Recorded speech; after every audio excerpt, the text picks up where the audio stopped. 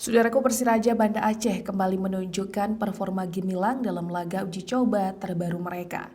Laskar Rencong sukses meraih kemenangan penting saat menjamu Barito Putra pada Sabtu 16 Agustus 2025 di Stadion di Murtala, Lampineng, Banda Aceh. Pertandingan ini menjadi bagian dari persiapan tim menjelang bergulirnya Pegadaian Championship 2025-2026.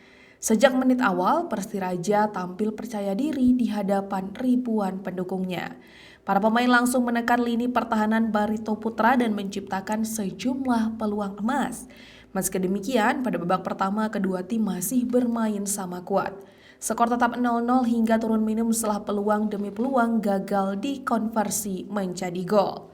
Memasuki babak kedua, Persiraja semakin meningkatkan intensitas serangan.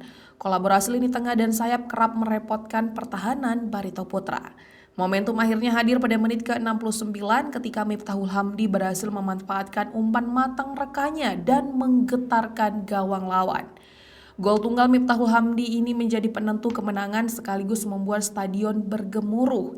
Miftahul Hamdi tampil sebagai pahlawan kemenangan Persiraja Banda Aceh. Penyerang yang pernah bermain di Liga 1 itu menunjukkan ketenangan saat mengeksekusi peluang emas. Gol tersebut bukan hanya memastikan kemenangan tetapi juga menjadi bukti bahwa Miftahul Hamdi masih memiliki peran vital dalam skuad Laskar Rencong. Selain itu, pertandingan uji coba ini juga menjadi kesempatan bagi tim pelatih Persiraja Banda Aceh untuk mengevaluasi strategi, rotasi pemain, serta kesiapan fisik dan mental skuad. Dukungan penuh dari supporter Persiraja Banda Aceh yang hadir langsung di Stadion Hadi Murtala juga menjadi energi tambahan bagi para pemain. Dengan hasil ini, Persiraja Banda Aceh semakin optimis menatap kompetisi Pegadaian Championship 2025-2026.